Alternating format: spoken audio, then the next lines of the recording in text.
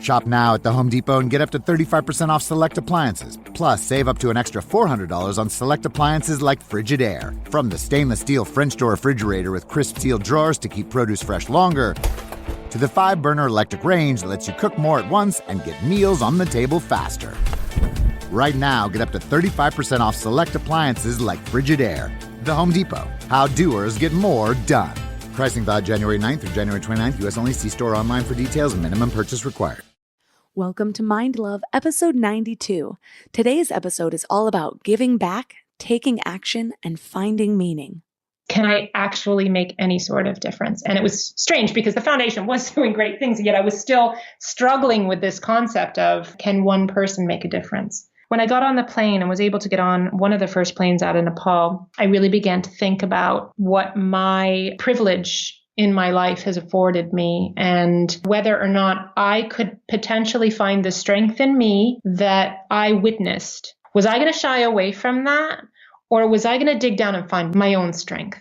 It's these moments of real challenge where I think you see what the big messages are. And the message to me in that moment was, you may feel small, but you need to find your big. And you need to find it now. It's in you. You know, we need to encourage each other to find that light and be that strong. Turn up your frequency with Mind Love. Bite-sized brain hacks for seekers, dreamers, and doers. It's time to give your mind a little love with your host, Melissa Monti.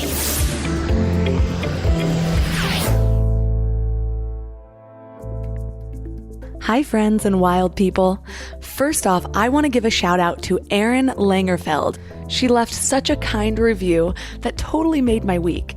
It says, Mind Love is the podcast that got me into podcasts earlier this year. A little late to the podcast party, I know. I went back and listened to every episode. Melissa's so open and inquisitive and gracious. You'll be surprised by the new topics that might catch your interest, since each episode is fairly unique. I've even read a few books by guests from the show. Well, Erin, I'm so glad the show's resonating, and thank you so much. I'm so grateful for you taking the time to leave a review. If any of you other listeners out there take the time to leave a review, you might just get highlighted on the show. And of course, don't forget to subscribe. Subscribers and reviews are really what helps grow the show, which helps me to create more content for you guys. So, speaking of content, have you ever had one of those moments where you just thought, what is this all for? Whether you're caught in the rat race every day, or you're always striving for more, or you've even achieved more, but it just maybe wasn't as fulfilling as you thought it would be. I sure have. Over and over again, actually. I've wanted to sell everything and travel the world. And in fact, I actually did do that for a few months. Not to the point of technically living for more than a month in a foreign country, which has always been on my bucket list though. But when my husband and I got married, we did sell everything and travel Europe for a month. And then we came back and road tripped to the United States for 4 months. It was a blast, but also really stressful for newlyweds. So unless you want to take the most challenging route possible as a newlywed, I would maybe suggest going to Cancun to an all-inclusive place for a week or something. But I'll leave that up to you, obviously. Well, even now, I still feel that itch. I live in LA, and it's just so expensive to live here. And it's interesting because I used to blame this itch on wanting to find more purpose. And now I have. I'm on a path that really does blow my mind sometimes. I'm so grateful for Mind Love and for all of you guys. But I still wonder what else is out there or what else I can do. So today's conversation is almost needed for me. We're talking to Lydia Dean, the founder of GoPhilanthropic. Almost 20 years ago, she had all the things she had been dreaming of. A big house with a white picket fence, a beautiful family. She was making amazing money, but she still felt unfulfilled. She ended up convincing her husband to uproot their lives with their 2 young kids and go travel the world in search of a deeper meaning. They found a simpler life and fulfillment, and even more, eventually they found ways to give back. So now they have a foundation that partners with smaller grassroots foundations all over the world to improve lives, whether it's on a smaller scale or big life-changing improvements for entire villages. Well, you're very quickly going to see how much wisdom that Lydia has to share. She's confronted the world's problems in person. She's raised a nomadic family. She adopted a child from China. She lived where she didn't know the language and had to start over and over again with no friends.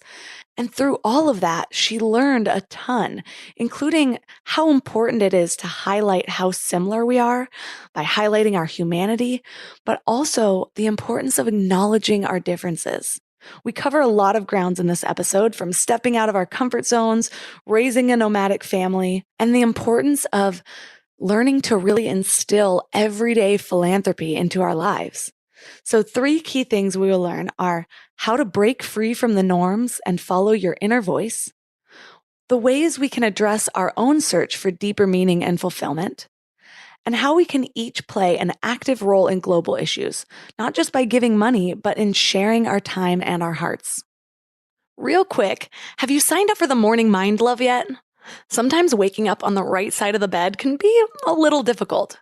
The Morning Mind Love delivers short messages to your inbox with a thought or a tip to start each day on a positive note. I get messages from people every single day about how the Morning Mind Love is their favorite way to start the day, or that the message that came through is exactly what they needed to hear. Just visit mindlove.com and sign up right there on the homepage. Plus, you'll get some amazing free gifts when you do. You'll get a free guided binaural affirmation meditation designed to rewire your brain to your highest self. And you'll get one of my favorite tools, a really cool booklet of power lists to help you gain clarity and live with intention. And it's all completely free. Just go to mindlove.com to sign up. Or if you're out and about, just text the word morning to 33777.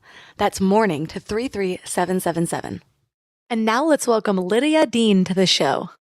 Thanks so much for having me. So I am so inspired by your story. I have that drive to be a nomad. Also, I have traveled around the world with my husband, not at the lengths that you have, but it's definitely in my heart to do so. So I'm so excited to learn from you and your story. So give us a little background on what first inspired you to uproot your entire family without a game plan. Well, first of all, I'll say that when I was little, growing up, we all have the things that kind of we think about when we're little and little passions. And so many of us kind of put them in a special little box and we tuck them away and then shove them under the bed or wherever. And for me, it was traveling, and also anything that had anything to do with like caring for the world or being a caretaker for the world. I was fascinated with Mother Teresa and Gandhi. And so all of those things I just tucked away, and it was unfortunate that I did because I wasted a lot of time, and I got on another path, the path that so many of us are kind of taught to get on, a secure job and just 401k so early on, where, just security stuff. And I got married kind of early in comparison to, how things are happening now, to my high school sweetheart. And we were about in our mid-20s. We had a really successful headhunting consultant business. We were onto our second home. So we kind of upgraded from the starter home. We had 2 kids and, a housekeeper. And I had this beautiful white picket fence. And I sat at it and stared at it every day as I went to work in my home office. And I just couldn't have been more unhappy with where I was at. And so the journey just kind of starts there. I always had it in me to see the world and then later to want to really work within it, but I ignored it. And I think that's a shame. And I'm hoping these next generations embrace more of a free sense of, pursuing what makes them tick. But in my generation at the time, we were kind of taught to stay between the lines. And I had, just kind of a mini early breakdown in life over that, which then led me to great stuff. But yeah, so that's kind of how it started. You said that you were unhappy where you were at. And honestly, I know a lot of us sense that unhappiness, and our first instinct is to try harder or to get more of all the things that everyone else is aspiring to earn: better cars, better houses, bigger, better everything. How did you know that it was the opposite of that you needed to go follow? Well, I didn't. In fact, I thought something was wrong with me. And I just looked around and nobody else was feeling the same way. And then there was this terrible feeling of guilt that I'd been given all of these wonderful opportunities in life and abundance, and that I wasn't appreciating them. Or that's how I felt, that if I want something other than this, I must not be appreciating what I have, which wasn't the case at all. In reality, looking back, it was just that there was something more out there for me to find. And it didn't come in that box on that suburban street. It came in another form. And so I just dealt with that guilt for a long time. And I think that other people do, deal with it that way too, that, okay, well, like you say, maybe I just need to work harder or get more or kind of numb this feeling. But I think that what I was being told from what I know now is an inner voice that we need to listen to more. I was searching for less. I was searching for simplicity. I was searching for time with my 2 young babies. I was searching to understand the world. And the more I didn't listen to it, the more my world came crashing down. And I'm thankful for that, because I certainly wasn't figuring out what my next steps needed to be on my own. I was just kind of paralyzed in that guilt, what do I do next kind of stage. So I had to have the crisis.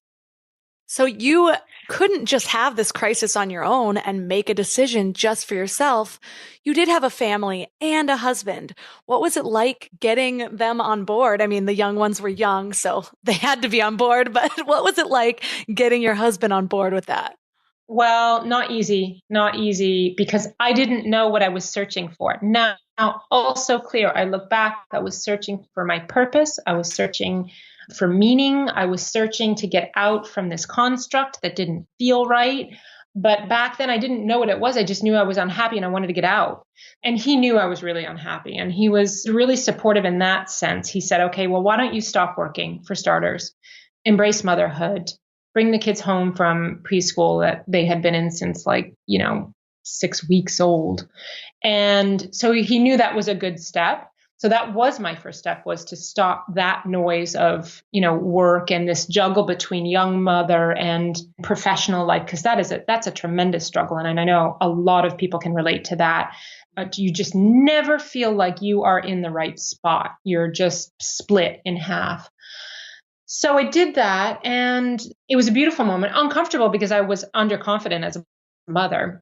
But what I did was I would strap him on my back, in a backpack and the other one in my hand, and we'd go down to the public library, and I would just kind of go up and down the aisles of books. I just let the books kind of come to me, and I just sat in various rooms on the floor while they were playing for, the first 6 months, and just dove into reading about people who had left normal lives and had done different things. And it just ignited something in me. It was so comforting. I knew that I wasn't totally messed up.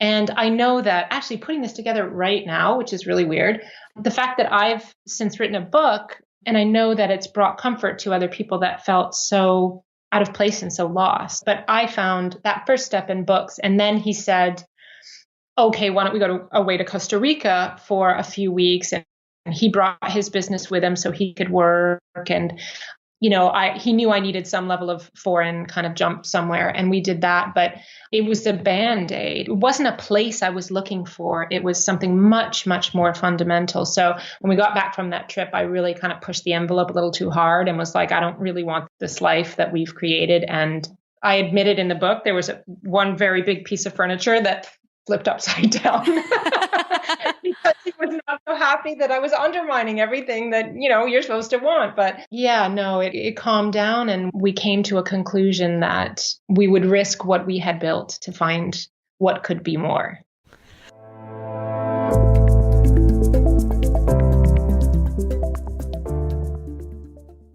Before we go deep today, I want to give you a little gift, and I want to give it to you every single day. It's called the Morning Mind Love. I know how life can be. You're all fired up after an inspiring episode, and then a new day or a new challenge comes at you, and it's just hard to keep up that energy. Well, the Morning Mind Love is kind of like an oracle from your higher self to help you start each day with a positive focus.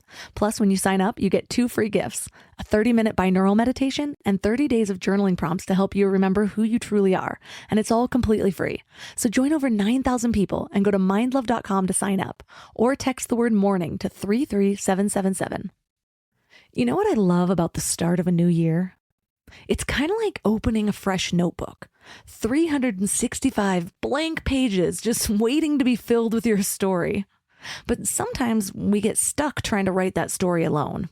Maybe there's a chapter you've been wanting to revise, or maybe you're just ready for a whole new plot twist in 2025. But here's what I've learned from my own journey with therapy. It's kind of like having an editorial partner for your life story. Someone who helps you see the patterns that you might have missed, who gives you the tools to write stronger chapters ahead. And that's why I'm so excited about BetterHelp. They've made therapy accessible and easy, serving over 5 million people worldwide. With over 30,000 credentialed therapists, each with different specialties, you can find someone who really gets your unique story. But what I love is how flexible it is. Everything is online, and you can easily switch therapists anytime at no extra cost until you find the perfect fit. And it's not just for people that are dealing with major challenges. Therapy can help anyone become the best version of themselves. So write your story with BetterHelp. Visit betterhelp.com/mindlove today to get 10% off your first month. That's BetterHelp, HELP.com/mindlove.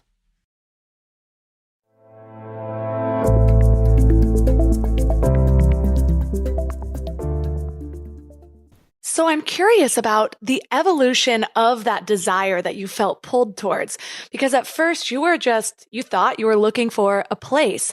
And over time, you ended up developing this incredible philanthropic foundation. So tell me how it went from travel to doing more and this deeper meaning and fulfillment. Okay, so that's where I am now, 18 years later. But there were so many steps in that journey. And I'll just preface the next bit by saying that when we are frustrated and we want this something else, and for me, I knew it was foreign and maybe helping, and that's all I knew. But you think you have to have the whole strategy and the whole map kind of laid out for you. But what I learned along the way is that you don't. You just need to follow the steps that are kind of put in front of you and the doors that open, and that you don't always need to know more than that. So our next step was, my dad had this village house in the south of France, and we thought, well, we kind of are married kind of at a fragile period at that point because of this whole thing that was going on that I couldn't quite explain to him. And so we agreed to go away to the south of France for a year. And again, he brought the business. And during that year, we just discovered life. I mean, we had so much fun, picking fruit off of trees and eating new food. And yeah, you had to work a little bit, but, or a lot, but, there was so much going on in the day. The kids learned French right away at this village school we were staying at. Life was super, super simple. And that year turned into 7 years. And during that time, I didn't do any humanitarian work at all. What I did during those 7 years, and it's funny because I now can see things happening in cycles of 7 years. I don't know, most of you believe in the 7-year cycle, but there are so many things that happen in 7 years. And so in those 7 years, I didn't get any closer really to my dream of giving back to the world. But I did do a lot of travel, and I did get to see a lot, and it made me think a tremendous amount during those 7 years about what's happening out there in the world. And it was like I was observing from the sidelines, but I wasn't ready to act just yet. So I know it can be so different taking those big leaps with a family. People become worried that they need to give kids stability and these roots in their homeland and whatever. So how has that been for you? What's been the balance for that? Oh, that's been great. I know now, because I've got 3 and 2 of them are really big. Well, feel really big. They're 23 and 21. It feels really big to me. That leap of faith was so important for all of us, because I think, number one, like I said, we became alive again as a couple. And that just reverberates through the whole family. And financially, we kind of just kept our heads above water literally for 6 or 7 years. So we weren't, on any sort of financial ladder of any sort. But the kids, kids don't know or care any of that. They pick up on how often you smile, on the energy in the air. And it was just such a great period in time. So, and they got to experience another language, another culture. And, they felt a little bit different at school because they were considered the little Americans. But I just think it gave them such a broader, richer view of the world, and one that they carry with them and are entering into their own lives with that, not thinking that there's any level of superiority because we come from a country that has a tremendous amount of resources. It doesn't mean that, we're any further along in other important areas of life. So I feel like it was the biggest gift that we gave them, that leap of faith. And now I see them taking their own little risks and not fearing failure too much. Oh, that's so cute. What's an example of that? Well, one of them is a recording artist, a budding recording artist in LA. And, getting into that industry is so rough. It's just so rough. The highs and the lows. And he continues to walk and have his dream. I don't know that he has fear of failure front and center in his life. I think he's got what he wants to do. And there's, realistic days where you got to bring the money in and somehow be able to pay for your motorcycle or your, whatever, your food. But, you stay committed to what brings you alive. And I think he got that from having it around him. And he didn't, just get it from us picking up and moving to different places around the world. But, later the sacrifices that went into building a foundation and, a devotion to caring for the world as a whole. So when you tuck that into it, and they were really a part of building and creating a vehicle that not only we as a family, but other people could be connected to the world and make a difference. They saw that. So I know it kind of sunk in, and I know that they know that life and our time here is really, really precious, and that we need to be careful with it. And when we're tapping into what we love to do, we're going to give back naturally. So I see them devoted to what they love to do, first. And then you have to kind of put the pieces together, whether or not it's going to work financially. But, you just stick to it. It's so true. I mean, so many of us were raised with this idea of creating some secure life, like having all this padding just in case, or when we retire, having that 401k when we're really young to help us feel secure. But it's so funny because so many of us go through life and we don't feel secure by that, but we think that we should. And so there's this disconnect the entire time. And I've never really thought of it in the way of, what if you did just teach your children to take risks, and that there's nothing more insecure than living a life that you're completely unhappy in, if just because it's what's expected of you. So I really like that you instilled that in. And I'm curious, what did you do though? Because I know it's still hard, especially when you're moving again and again, and you've got to do everything over again. What did you do to really ground yourself in those times of stress? I think that silence and nature, those two things together, have really given me the clarity that I've needed. Like way back in that first, step out the door to Costa Rica, what was beautiful about that experience was that we could connect to nature, and it was quiet. And in those periods of quiet, I think we're able to feel more, and we're able to see, and you just have more clarity. Well, I've had a lot of moments where I didn't know what the next step was or if I wanted to go on. For example, 4 years ago, and I was well into building the foundation at that point and working with some amazing organizations on working in human trafficking and child labor and some really tough global issues. Well, I was over in Nepal during the earthquake. And I was alone, and it was a very, very scary experience because, it was a massive earthquake. 9,000 people died. There were serious subsequent earthquakes afterwards, one really big one. And I we were sleeping outside after the earthquake.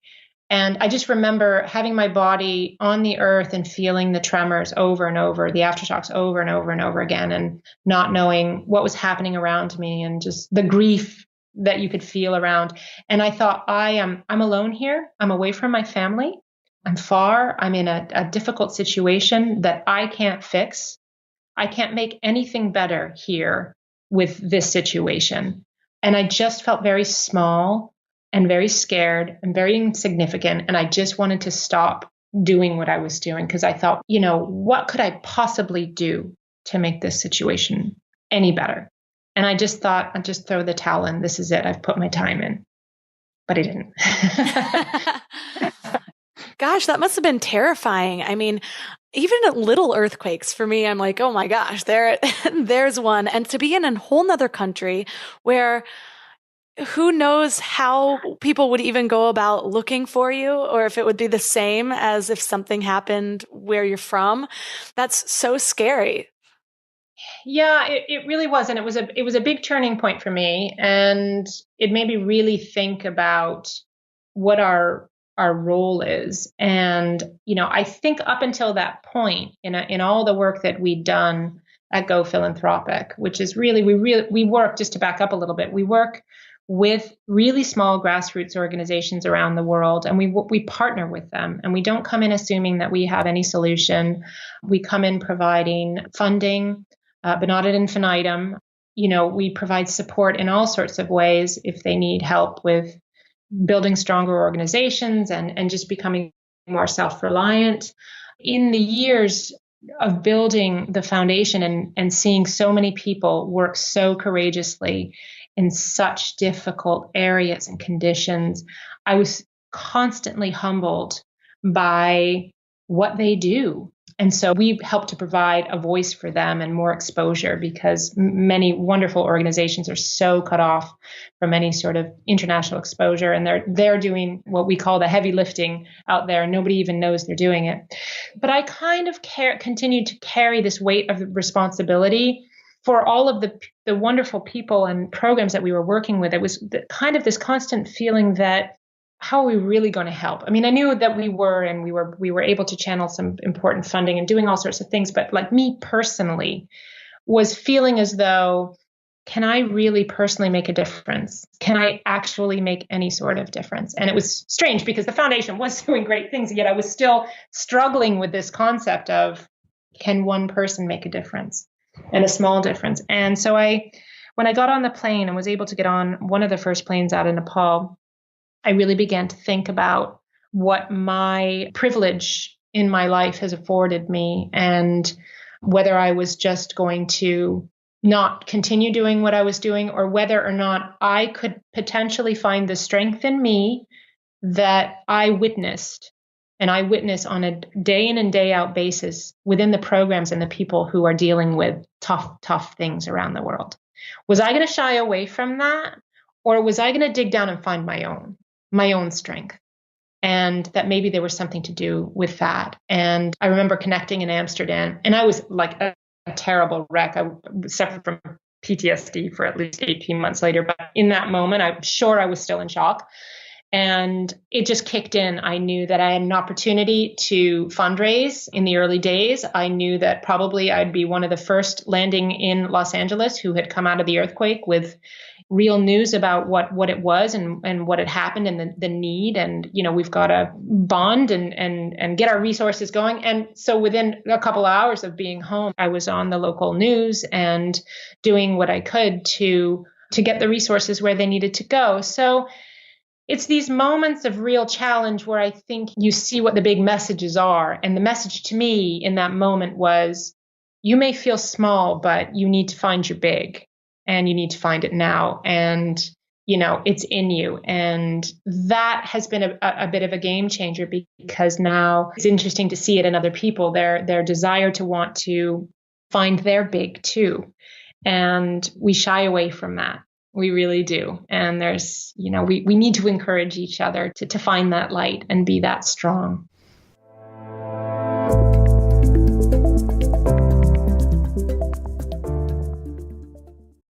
You know what's crazy? After all these years of hosting Mind Love and talking to some of the world's leading experts, one of the biggest eye-openers for me has been just how much our gut affects, well, everything. When my gut feels good, my mind feels clearer, my intuition is stronger, and I just feel more balanced. And that's why I'm excited about Zoe, a science-backed nutrition company that is totally changing how we understand our gut health. They've created the most scientifically advanced at-home gut test and built the world's largest microbiome database. So when you get your results, you're not getting generic advice. You're getting insights about your body that other companies just don't have the data to provide. There's also just so much misleading health information out there. Food companies even pay influencers to promote ultra-processed foods as healthy. And that's why I love that Zoe relies purely on science. Real science. The randomized controlled trial showed that participants were 4 times as likely to report better sleep and more energy, all thanks to the info from the largest microbiome database on the planet. So go to Zoe.com and find out what Zoe membership could do for you. And because you listen to Mind Love, you can use the exclusive code MINDLOVE10 to get 10% off membership. As a Zoe member, you'll get an at-home test kit and personalized nutrition program to help you make smarter food choices that support your gut. That's Zoe.com. Use MindLove10 at checkout. Trust your gut. Trust Zoe.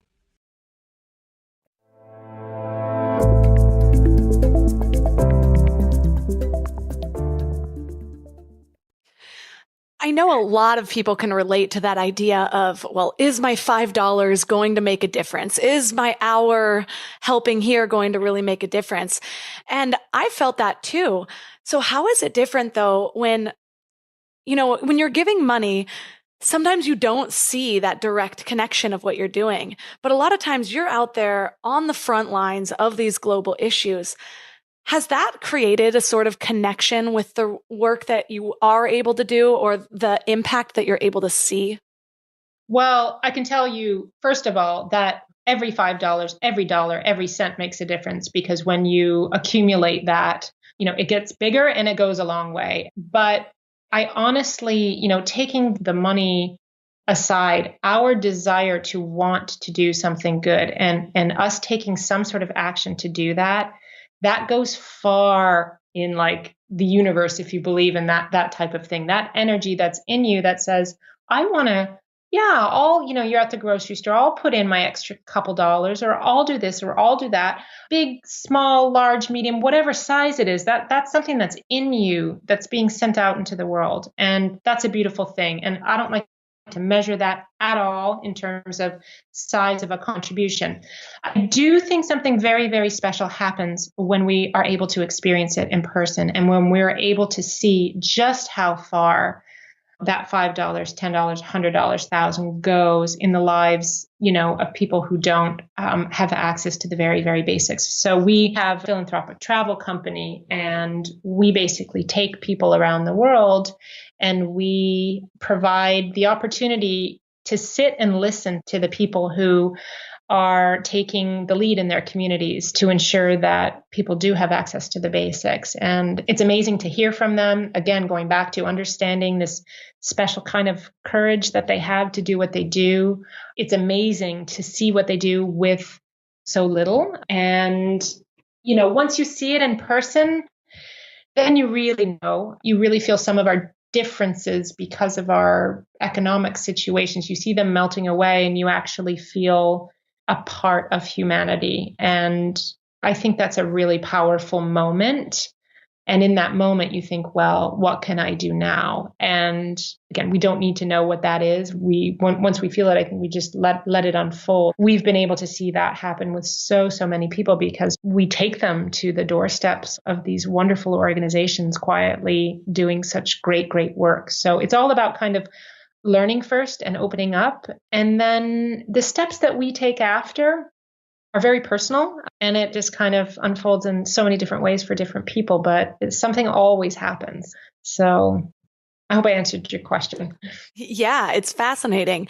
I'm curious too. You said a few things like how when your organization, GoPhilanthropic, goes into new areas and you actually meet with people that are taking a lead in their communities and you listen to them and you don't expect that you're always going to come and just know what to do better than they do. And I know that America has that reputation sometimes of going and, for example, I remember somebody telling me like, yeah, they just went and dropped resources. And I was like, what's wrong with that? And they're like, well, that doesn't help build their economy. And in the long term, it can make things worse or whatever it might be, just little examples. So I love that you actually listen and work with those people who have firsthand experience where they're from.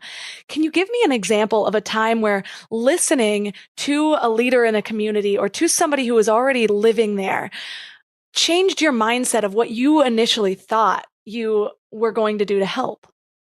Oh, that's a good one because you're getting right to the heart of it.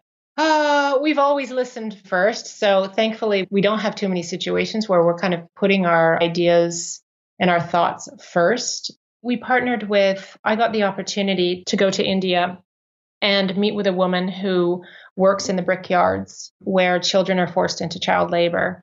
And it was a real eye opener for me because I went in thinking, how could any mother send their child to work in the labor camps or into any sort of labor situation? And these are migrant families that move around and do this type of work at various times of the year. And it just seems so black and white to me that there was a right and wrong to it. And what I've learned with her, because we've worked with her for many, many years now, is that there's this whole there are all these layers to what goes into that situation, beginning with a migrant family who doesn't have their ID card. So they're not recognized as Indian citizens, for starters. So if you're not recognized as an Indian citizen, you don't really know your rights. So they're considered sort of underneath the untouchables. So they're just sort of not recognized at all. And so they don't know what their rights are. And if you don't know what your rights are, you don't know that your child has the right to have education at a certain age. They're often trapped in bonded labor. So they don't know that what's happening to them is not right and that they have rights to get out of it.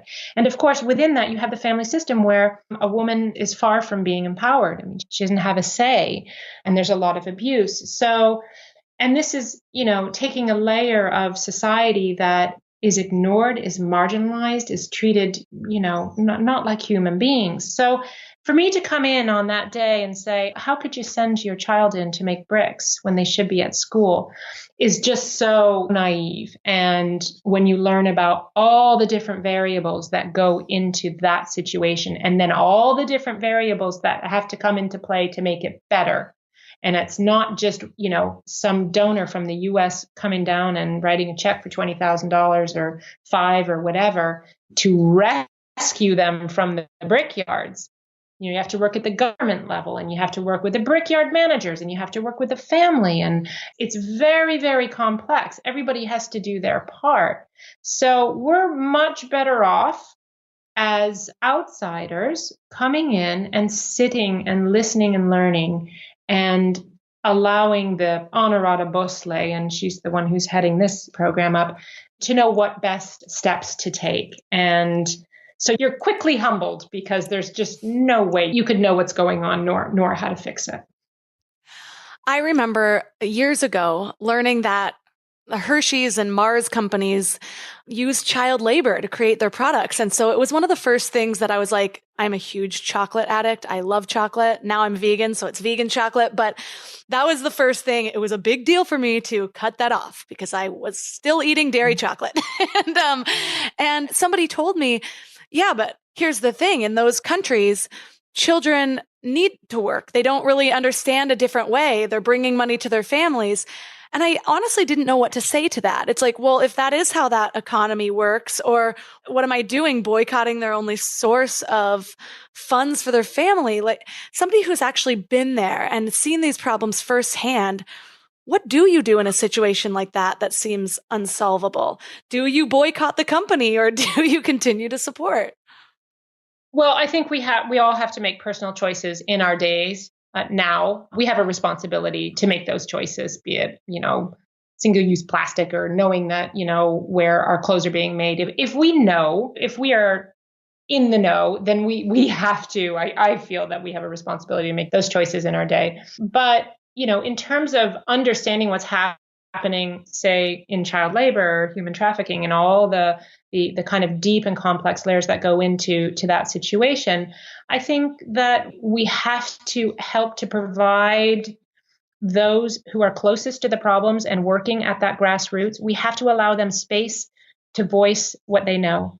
The answers are certainly not going to come from the big, what we call INGOs, international non-governmental organizations. These answers are not going to come from big institutions. They're going to come from people who are working day in and day out, solving their problems at the grassroots. And they're there because we've been doing this now for long enough to know that there's tremendous change happening in communities and at the grassroots. It's just that there's no visibility for their work, and there's not enough partnership and collaboration at all the various levels to give them the true leverage that they need to change their root issues, the fundamentals of what's happening. So, our efforts are really there. It's, it boils down to providing voice and space for that voice, and also encouraging people, your everyday mom, like I was, your everyday anybody, to know that their desire to make a difference, there's room for it and we need it. And follow whatever passion you have to get involved in whatever it is that makes you go, because I thought I couldn't make a difference. I thought it didn't matter. And I know that not to be the case now. So yeah, hopefully. And Jumping the Picket Fence was a book that was written about that uncertainty and fear and the need to kind of jump over that fence and see what's on the other side of our fears. And it's just not always clear. It's a scary thing to do. I have referred in the last few episodes about this weird dark night of the soul I had a couple weeks ago. And I realized I was on social media too much, and I was justifying it by running my business and all of these things. And I was planning for the next step. And I started to realize in this yoga class that I was living completely in my head. And that is what sometimes even being online too much can do, because none of that's tangible. None of it's real. It's this concept that's technically in your head. And so what I did was I completely cut myself off from it. I was averaging like just minutes a day on my phone, which was huge. It was like down 86%. And I realized that when you cut yourself off from this weird source of nothingness that you've dived into, the only thing left to do is take action. And I felt so much better about everything, even if it wasn't answering some question that I had floating around in my head. It was action. It was tangible. And so even if it is helping one person at a time, actually getting your hands in there and seeing it face to face and moving your body, I think makes such a difference in the way we feel and the way we connect to other people, rather than just isolating ourselves behind our screens. And so what I love so much about what you're doing is that you're going right to the front and you're interacting with these people. And I can imagine it's changed the way you connect. Am I right? Oh, definitely. I definitely feel like it's led by heart. And I know that sounds kind of cheesy, but you learn to just kind of feel your way through things and to trust what you're feeling and trust where it leads you. And I don't know how much of that we can do through our devices. And for me, I had to hit the road and do this thing, but I don't think we need to all. I don't know if I refer to this book a lot, The Alchemist by Paulo Coelho, kind of a classic. And here's this shepherd that had decided that he had to, go around and see all of these places and take this wild journey, when actually his answers were inside all along and he didn't really need to go anywhere. But, I had to begin to feel what was inside of me and let that lead. And I think there are so many elements to our day now that create that barrier. And, it can be anything from our own sense of responsibility and obligation to get done and, tick our boxes and accomplish this and that, to the sense of time that we have that is crazy, that we like, there's never ever going to be enough. So we've got to rush through things because there's only so much time in the day. Then we have our screen time and our Netflix and it's just endless, when you just kind of shut it down, it's been the most powerful thing to me in my life has been nature and silence, because it's been the only way I've been able to see through that fog.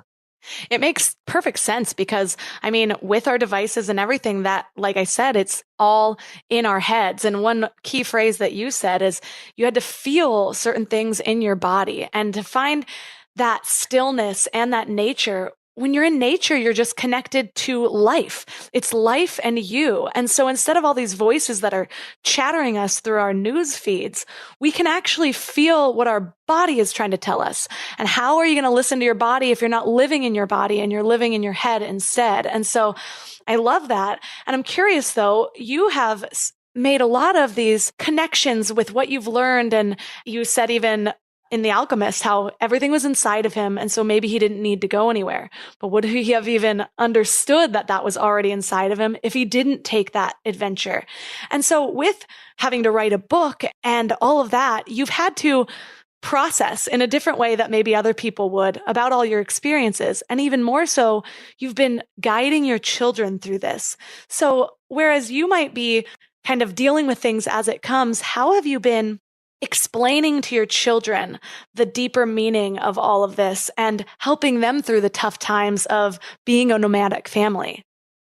Well, I don't have the answers, nor probably will have the answers. I just in the moment was able to kind of bear it all. And in writing the book and in raising the family, I didn't have the energy to put up those kind of false, everything's good or whatever. So in the really tough moments, I was just kind of real about it. And they've seen the good, the bad, the ugly. They know that life isn't perfect, or that there are any easy answers to take off the shelf. I think what we realized is that life is hard for everybody. I see so much unhappiness in the US. Now, I don't live there anymore, and I live in the south of France, and there's unhappiness here. I see unhappiness in Nepal and in Guatemala, and I see unhappiness in the US. We're all really struggling with how to manage this life thing. And I don't think we do a very good job being vulnerable in that moment. We do a lot of work sort of covering up for it. And as we cover up for it, we're not showing each other that we're having a tough time too. So I guess for them, they learned from being real in the moment and honest and not perfect and not having the answers, because I don't think any of us really have the answers for each other.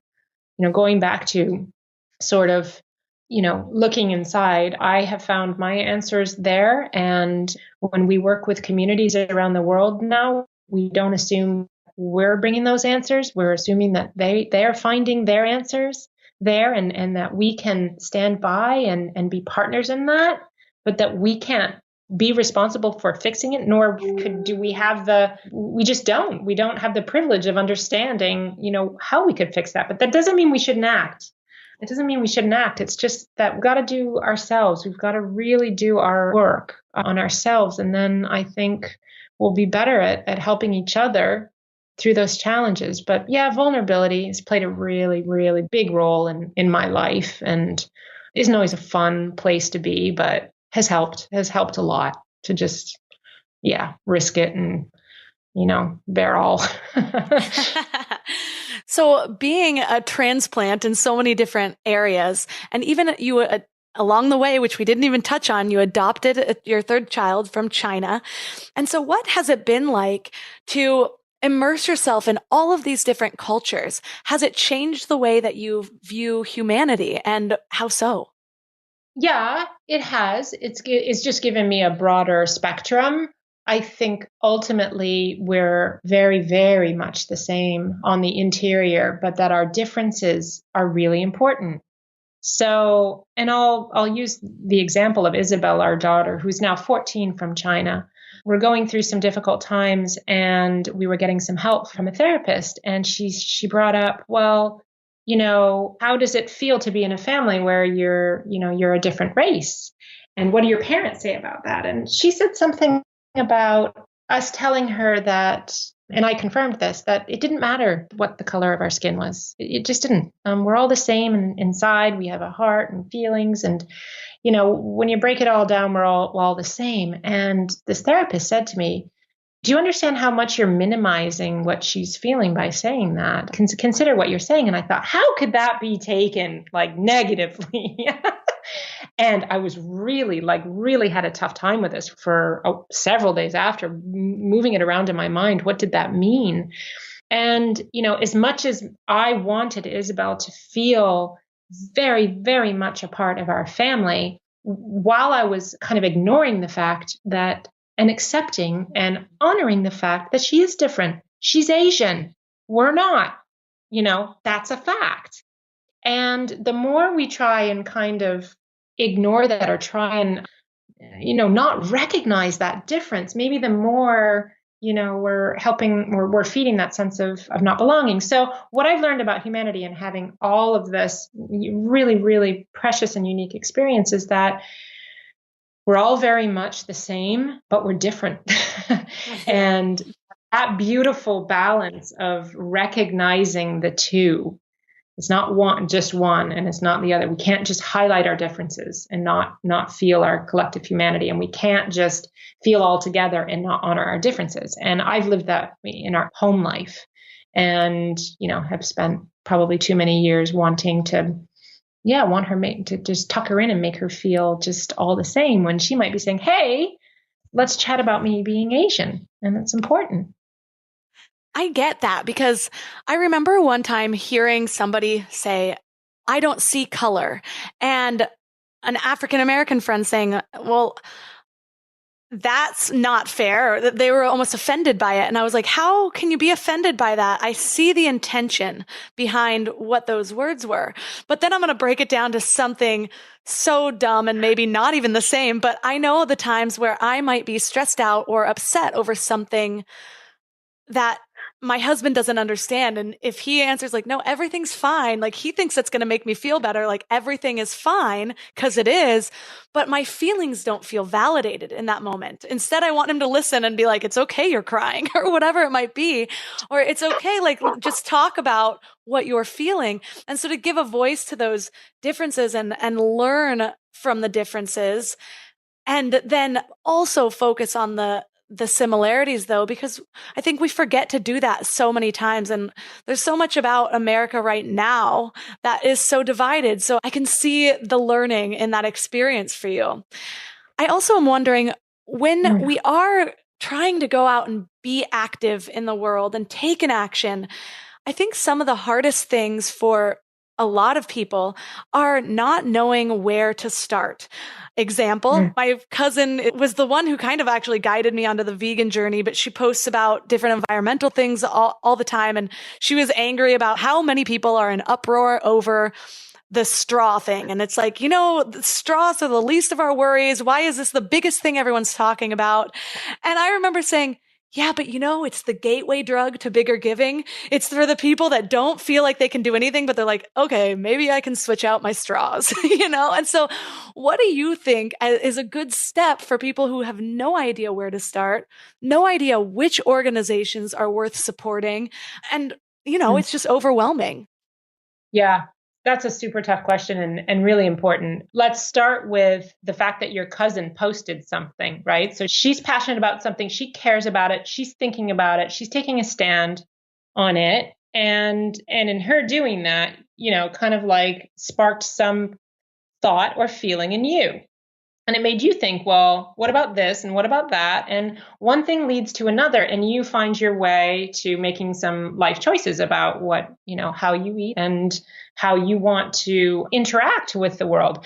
So that I've always felt that, we have to be led by what matters to us. So let the interest, be guided. And number one, if we're so into our crazy lives and noisy lives that we don't know what we're being drawn to. I mean, that's the shame. You have to know what your interests are and what matters to you, and then be led by that, and then be led to, people who know more than you about that, and read about them and connect with them, and then see what they're up to and who they're collaborating with, and where there might be a spot for, you around the table, or I don't know, the doors just tend to open up. But I think it begins with what you're drawn to and what has meaning to you as a unique individual. And that's going to be so different for all of us. And let that take the lead, and then absolutely do your homework and read, or whatever way you can get your information, figure out who the thought leaders are in that area and then see what you think about it. You might actually disagree with them. So I think it's a journey. It's a journey to finding it. It's not a quick, jump from A to B, how to get involved in the world or causes or whatever it is. I think it's a multi-step process that is just kind of an unfolding that leads you. And so much, we don't want to skip all those good steps anyway, because there's stuff that goes on in there. It's such a good point. And we started this interview talking about that moment when you're like, well, what about the 401k and all of these different senses of security that you thought you had? So after almost 2 decades of following your heart and creating a bigger purpose and a deeper meaning in your life, what gives you security now? And at that point of retirement, that's what so many of us are so worried about giving up.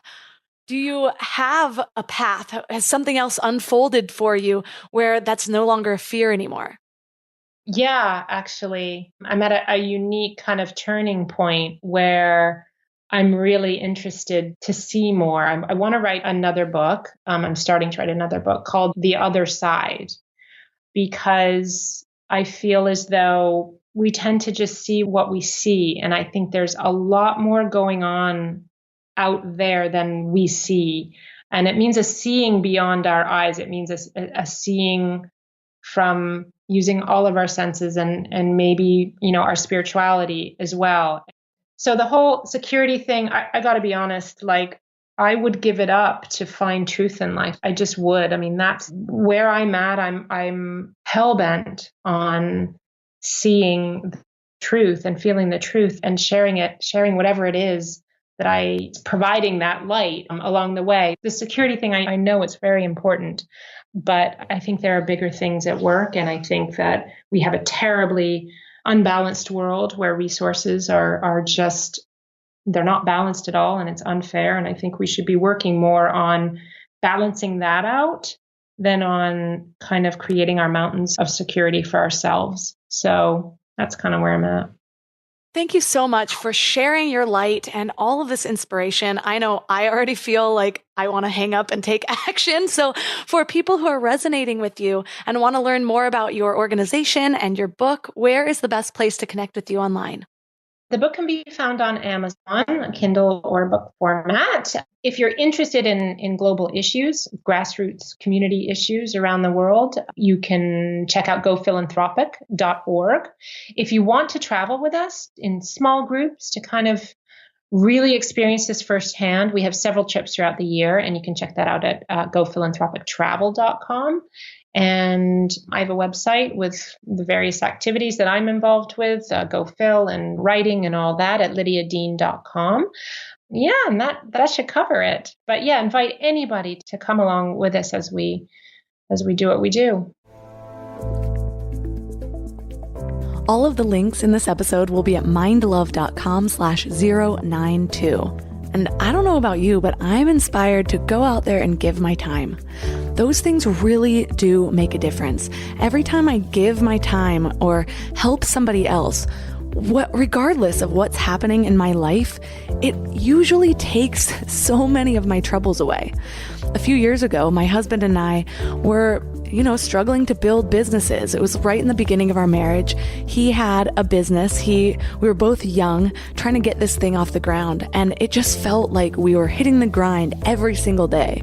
Well, it was so interesting because by chance, kind of, one of his first big clients ended up being a nonprofit. And he quickly realized that he had so much more fun on the project because he was also going to their events. And there was a really fun event called Skate the Lake where you'd get people to sponsor you and everyone would skateboard around Lake Tahoe. It was a blast. Well, through that, he ended up getting referrals from more and more nonprofits and eventually decided a few years ago that was going to be his specialty, websites for nonprofits.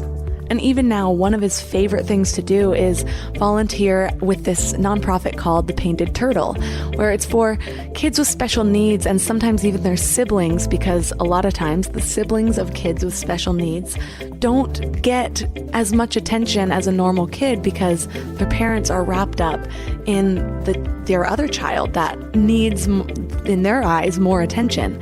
So anyways, he participates in these camps every year, and he's a camp counselor, and he always comes back glowing. So I just want to say that those times of giving back, a lot of times we think, well, I can't afford to take time off, or I don't have the time for this. But a lot of times, diverting our attention to those things are the things that's going to give us back our energy. So your challenge this week is to find a way to give, whether that is through money or through your time. I highly encourage your time, something face to face where you can really see the impact that you're doing. Giving money is always so helpful, but I think sometimes the giving of our time is what helps us the most. And since I already gave him a major shout out, if you do know any nonprofits or social good companies that need a beautiful website, check out mitten.com, MITTUN.com. That's my husband's company.